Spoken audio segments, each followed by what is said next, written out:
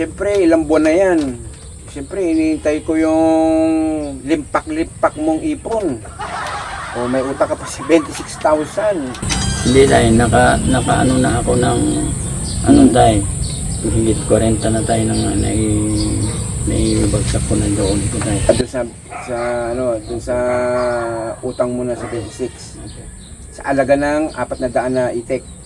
Opo. Sabihin nakapagdagang mo ng 40. Opo. Yung kasi 200, yung pag nagpaitlog ako tayo, yung 200, para doon sa kontor. Ay, sa sana. kusina, ko naman. Sana nawa, i-bless ka, Tatay Albert. Kasi alam mo, Tatay Albert, isa ako na nagpe-pray sa mga balak mo.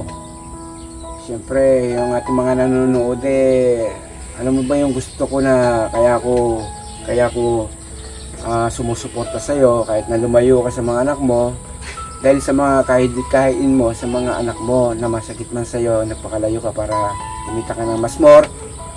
Siyempre, bilang inyong likod na si Tiklito, siyempre gusto kong patunayan din sa mga nanonood natin na ginagawa mo bilang ama sa mga anak mo. Ngayon, ang masasabi ko lang, ano ko rin yung best ko, makita nyo rin yung bunga yung paghihirap ko ngayon. Ilang buwan pa kaya, Tatay Albert? Para naman hindi ko lang alam gusto tayo. kong isuko sa mga nanonood natin, siyempre, pagmamayabang ko.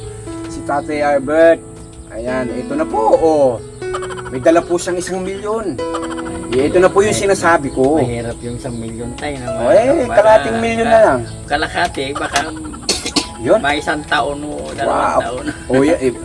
Sarap sa pakiramdam kahit nung narinig ko, sana magbilang anghel at sana maging Inaano ko totoo lang yan. tayo, talaga, ang iniipunan ko yung bahay tayo. Mayroon sa nag-ano na sa akin, pero medyo mabigat. Pero house and lot yun tayo. Yun meron dyan sa harap ng bayan. Yung kulay pula na yan. Ang Binibenta yun. yan? O yung kabilang karsada. Kalating milyon. Mahal naman.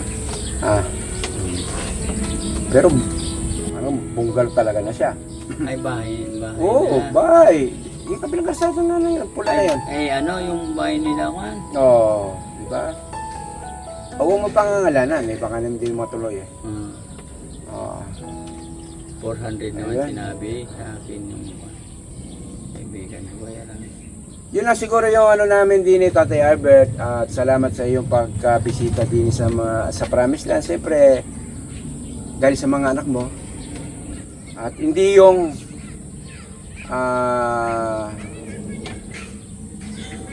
napapunta ka rin dahil dun sa kay Ate Mayang at parang nakukulitan sa amin. Kaya tinawagan ka para pumunta dito, ha?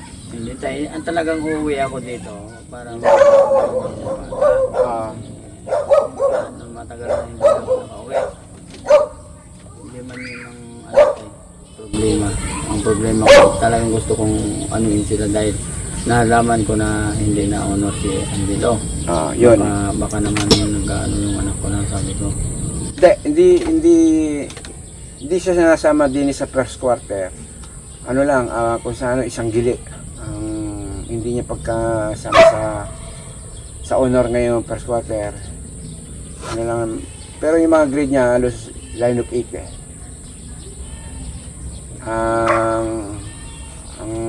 kaya nga tinatanong ko siya, baka yun, nabuksan nga yung namimiss ka ni Kuya Angelo. Kaya naman kami napapunta dun sa barangka para tignan ka dun. Baka nandun ka para naman hindi namin yung nasayang yung hindi yung siyempre si Tatay Lito ayoko pagka nag-ano yung bata, gusto ko lalo na si Kuya Angelo kaya napasugod kami doon. Kaya pumunta kami, hindi na mahirap yung parang umayaw ka, parang siyempre yung bata pag hindi mo na pagbibigyan tatampo yan. Kaya yun. Ayun lang ang ano namin. Ito lang siguro mga kajali, ang ano namin pagkadating ni Tatay Albert, salamat at nabisita niyo ang anak niya. At siyempre kahit na yung pumanaw uli at nakapag-charge ang mga bata. Yung pagka umalis si Tatay Albert ng ilang buwan na naman, siyempre hindi ganun nangungulila yung anak.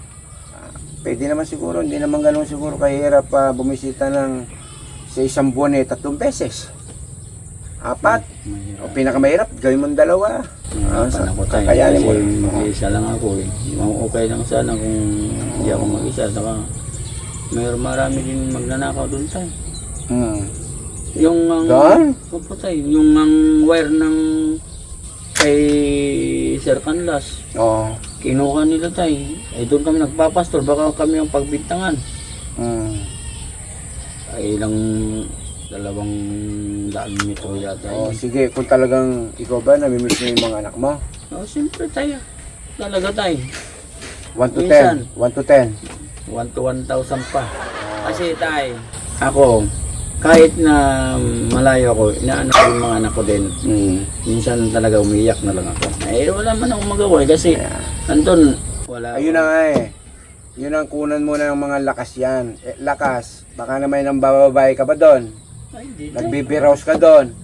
O nang umiinom ka daw. Siyempre tayo si Albert ko. sa mga umiinom sabihin sa mga comment mga kadali, alam niyo naman, matalas sa inyo likod.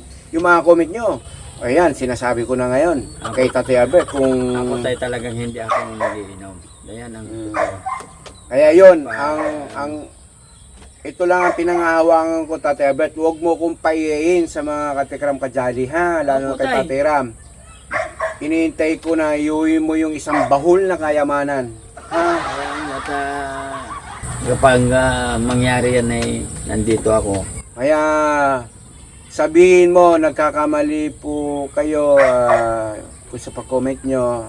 Yun, gawin mo na lang ngayon, patunayan mo yung sa susunod na sa mga ilang buwan na yan.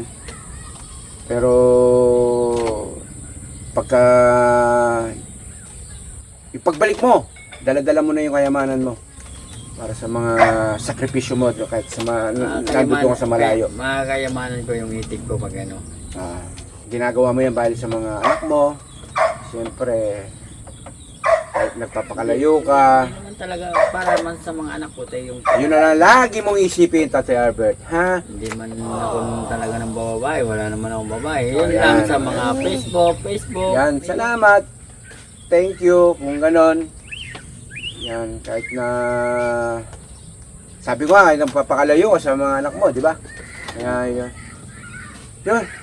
Ano pa kaya? Ano pa kaya pwede? Ikaw naman, Tatay, Kuya Bakni, ikaw naman magtanong. Maraming tatanong ka. Kumusta ang trabaho doon? Ito, okay lang naman. Basta ingat lang palagi doon. Basta isipin mo palagi kung saan ka man naroroon. Isipin mo may anak ka. Yun, Huwag mo yun, silang diba? kalimutan. Di ba sinasabi ko lahat na yung mga anak ko nandito, pero yung nandun ako sa malayo, pero yung isip ko nandito lang. Kasi ang mga anak natin, balang araw yan kasi ang magiging kayamanan natin balang araw pag tumanda na tayo. Diba, Kulito? Lagi kong namimiss naman ng mga anak ko. Kaya nga gusto ko lagi sana naman makita sa video call sana ano. Kaya ayun pala tayo.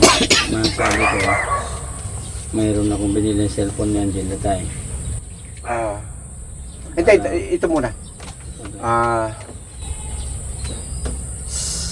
Sa anong bagay mo napaparamdam yung pagmamahal sa anak pagka nasa malayo ang isang ama? Hindi may pangungumusta, number 1. Ano pa yung siyempre naghahanap buhay ka eh. Ano po tayo, bigyan mo sila ng kunting allowance nila. Ayun, tinumbok mo.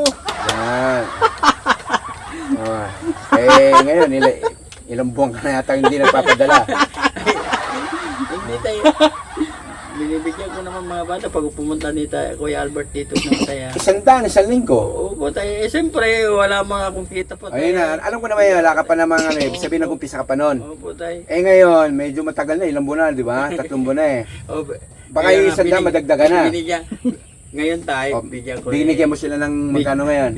Bigyan ko ni Ma'am Janet ng 2,000 pambili daw nila ng damit nila na pangalis. Yun ang ibig ko sabihin. Yan po. Yung kahit na nasa malayo ka, napaparandam mo kung gaano mo sila kamahal. Yun. Hindi man yun namimiss, yung pagmamahal. Yun, yung palipad kuya sa tawag sa live. Hindi naman ako kung talagang mayroon lang. Oh, hindi ka man nakakauwi, napaparandam mo. Opo. Oo. Kaya nga tayo, umuwi ako ngayon dahil gusto kong mabilhan sila ng damit.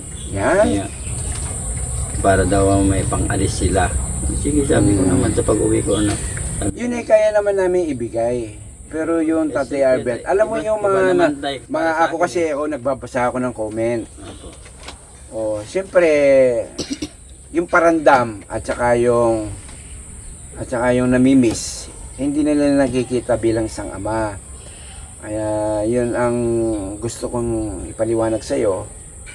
Kaya yun, maano ka naman pala, na nakukuha mo naman pala yung ibig sabihin.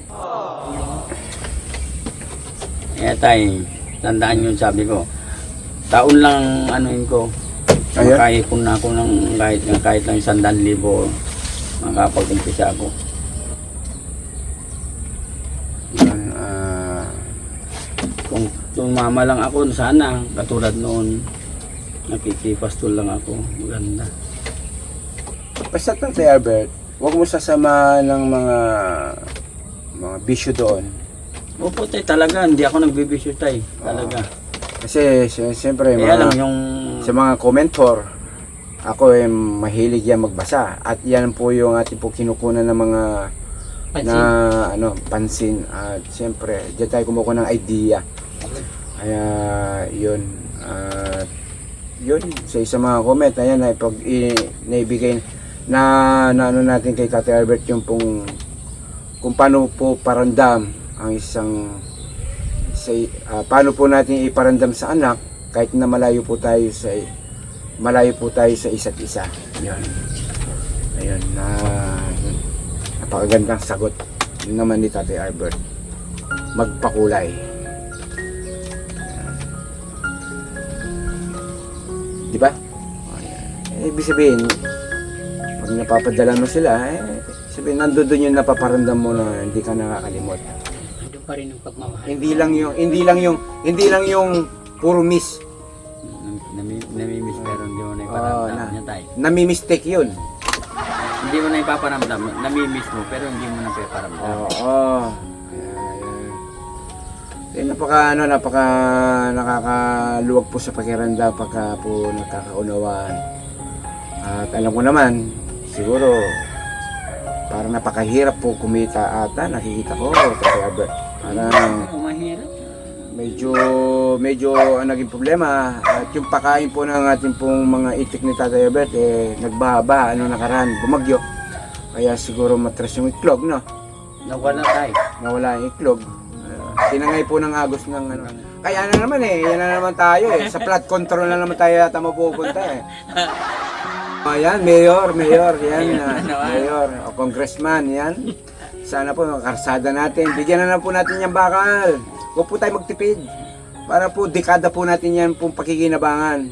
Hindi yung isang termino din yung flood control. Ano ba yan?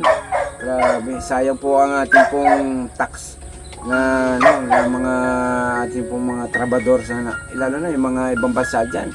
Siyempre, nagpapakasahid sila. Tapos yung ambag nila, nasasayang lang. Kaya yan, pagka po tayo gumawa po ng mga proyekto, lagyan po natin, patibayin na natin. Isang gawaan lang ba? Kaya, Kahit kung maliit lang yung yun. Tingnan nyo ha, dahil sa yung flood control na yan, yung alaga na kakakunti ni Tatay Albert, tinangay pa ng tubig. Tingnan nyo, ilang buwan po niya, alos kalahati taon po niya pinagkasakit-sakitan. Hindi, ganito, maliit pa lang, inalagaan na, pinalaki, Hanggang sa pinaiklog. Oh. Naiklog, tinangay naman po ng tubig. Dahil sa flood control. 9 months yun natin. Oh. Pag ako naging mayor, Oh, sige. Ano yun? tatakbo ako ng mayor, Oh, ano gagawin lahat mo? daanan dito sa Candaba ipapaayos ko, lagyan ko ng bakalat para Uy? wala nang flood control na yan. At talagyan ko ng magandang dadaanan ng mga tubig dito sa Candaba, Pampanga, kahit saan man lugar. Uy? Pag manalo ako. Boto na natin yan. At sana suportahan niyo ako at itong mga kajali, suportahan niyo kami. Hindi, sandali. Parang ganyan din yung mga nangangako eh. Noong naupo na, Kuya Bang, yung pangako niya, napako. Napako. Nawala. Oo. Nakaupo lang, nakalimutan na yung pangako niya. Malamang Kuya Bang, yung korupsyon ka din eh. Bulsa mo rin yung kaban ng bayan eh, Kuya Bang. Di- Ayun, napunta po tayo sa flood control. Dahil po sa flood control, yung pong kanyang iklog ni Tatay Albert mga tinangay. Kita ko sana, nawala. Ayun. Kaya siguro hanggang dito na lang po siguro mga kajali. Hintayin po natin ng mga ilang buwan pa. Siyempre, i-update ko po yan. Yung pong iuwi po ni Tatay Albert na talaksan na pera. Isang bag o isang bahul. Para po alam po natin. Siyempre, huwag po tayo hindi po nagkukulang ang inyong likod sa papaalala. Iwasan po yung matukso sa mga babae. Kasi sabi ng mga may baka ng babae ka lang. Hindi yes or no lang, no? No, Okay. 100% wala, hindi ako ng bababae. Yun. Kaya ang payo ko, Tatay Albert, sana manatili sa iyo yung pagmimiss mo sa mga anak mo. Manatili sa iyo yung kung paano nakapakalayo. At kung paano mawalay sa mga anak. Sana lagi mananatili sa iyo yung nandoon ka sa malayo dahil sa mga anak mo. Alam mo, siyempre asa nakapublish tayo, lagi tayo. Siyempre andini tayo sa Tekram. Ang gawa natin din ay tumulong at magpakalat ng mga magagandang gawain. At saka yung kapulutan ng aral. Kaya kung yung nagkakamali, tinutuwid namin. Yung nangangailangan, tinutulungan. Yung walang kinakain, pinapakain. Kung yung hindi kayang pag-aralin, pinagpapaaral po natin. Sa ganung paraan, natutuwa ang Diyos. Nagagawa po natin itong ganito. Kaya yung mga congressman, mayor dyan, konti lang ang buhay. Kaya gumawa na kayong mabuti. Kaya yun, lagi mananatili sa iyong kababaan loob at laging magdasal at huwag makalimot sa Diyos. At sana gabayan ka lagi, Tatay Albert, sa iyong paglayo at kahit na malayo ginagawa mo. Pero ginagawa mo yan para sa mga anak mo. Pero waiting time pa rin kami dahil sa flood control kaya hindi ka nakapag-ipon. Kasalanan ng yan, ng korupsyon. Kaya yun, siguro mga ilang matagal pa naman yung mga itik mo, di ba? Mga taon yata binibilang yan eh. Di ba? Hindi kami nawawala ng pag-asa, Tatay. 3 taon tayo. Pero 3 taon, di mahabang panahon, di mga ilang taon pa pala pakikinabangan po pala mga kajali. Kaya maghintay po tayo at bubulagay na lang po tayo ni Tatay Albert sa kita niya pong dadalhin po din sa Promised Land sa mga anak niya. Abangan nyo na lang mga kajali ang susunod kong vlog update ni tatay na mas maganda ni kajali. Sana man lang mag-successful yung mga alaga ko at meron akong may pakita sa kanila na development yung alaga ko. Yun. I love you po. Sige po, bye-bye po. Magandang tanghali po. I love you, Mama Chup Chup. I love you, Mama Chup Chup. Bye-bye. God bless all.